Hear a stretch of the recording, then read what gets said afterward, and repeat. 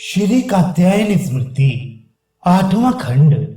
दोनों अरणियों को घिसने से अग्नि की उत्पत्ति विधि। नवीन वस्त्रों को पहनकर यथाविधि यंत्र की प्रदक्षिणा कर पूर्व की ओर को मुख करके, जिसका वर्णन आगे करेंगे, उसी आवृत से यंत्र को धारण करे। चात्र और बुधन तथा प्रमंथ का अग्रभाग, इन सबको जोर से पकड़कर ऊपर को अग्रभाग वाली अरणी को उस करके उस बुधन के ऊपर रख दे। चात्र के नीचे की कील के अग्रभाग में स्थित ऊपर को अग्रभाग वाली ओवली को रखे।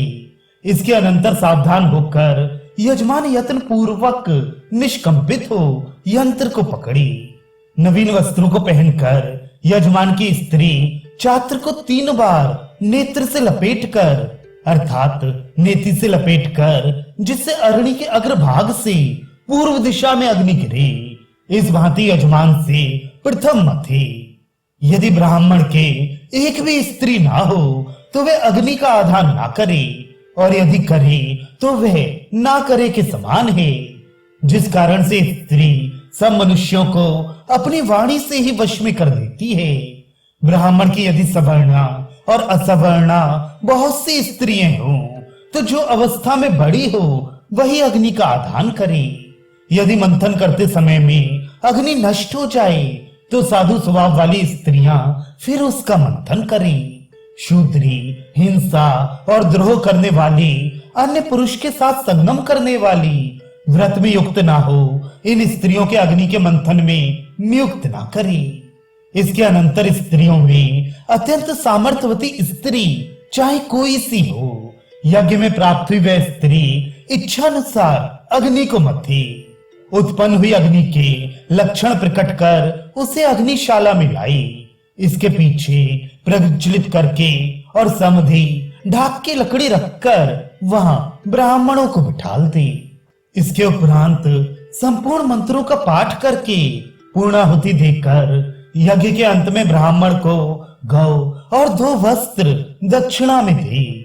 जहां कोई पात्र ना कहा हो वहां होम का पात्र, जहां घी आदि पतला द्रव्य कहा हो तो वहां पर सिर्फ समझना, और इतर सांकल्य में हाथ से होम करना, ऐसा समझ लेना। और यज्ञ में होम श्रुक श्रुवी से ही होता है। 2 वितस्ती का श्रुव खैर अथवा ढाक का कहा है, और 1 भुजा की श्रुक होती है। इन दोनों के पकड़ने का स्थान गोल होता है। श्रुक के अग्रभाग में नासिका के समान गड्ढा 2 अंगूठे के बराबर करना, और होम के पात्र के अग्रभाग में शर्वे के समान, पतनाले के समान 6 अंगुल का गड्ढा करना उचित है। उसके पहले भाग में कुशाओं के प्रमार्ग हवन करने वाला करे। यदि ये तीनों घृत आदि से लिपे हों तो उष्ण जल से धोकर इनको तपा ले।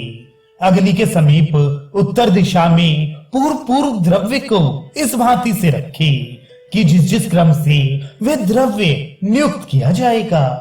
यदि संपूर्ण होमों में जहां किसी हव्य अर्थात हवन करने के द्रव्य का नाम नहीं कहा है वहां घृत को ही हव्य कहा है।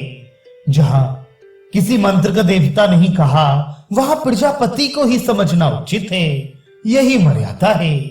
होम के कार्य में अंगूठे से अधिक मोटी और जिस पर त्वचा ना हो, कीड़े हों, फटी हो, ऐसी समिध को लेना उचित नहीं।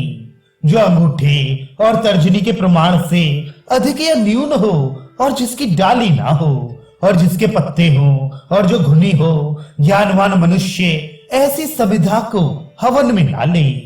2 प्रादेश ईंधन का प्रमाण कहा है। सब कर्मों में ऐसी ही समिधाएं होती हैं। विद्वान मनुष्य अमावस और पूर्णमासी के होम में ईंधन के 18 समिध कहते हैं, और अन्य कर्मों में 20 को कहा है। जो होम समिधों से किया जाता है उनके पहले अथवा पीछे ईंधन के लिए जो समिध होती है उसका मंत्र और देवता कोई भी नहीं होता। ईंधन के लिए 18 समिध को भी आचार्य ने कहा है कि ये भी आहुतियों में साकल्य है, और जिस कर्म में ये ईंधन नहीं है उसी को मैं स्पष्ट करता हूं। बड़े यज्ञ में कर्तव्य छोटा यज्ञ जो होता है। समितंत्र नामक कर्म, गर्भाधान आदि संस्कार प्रथम के आए हुए कर्मों में और उनके समान कर्मों में, नेत्र के भग आदि विपत्ति में वृष्टि के निमित्त जो यज्ञ किया जाता है उसमें, और संपूर्ण सोमलता से साध्य और अदिति यज्ञों में ईद नहीं कहा है।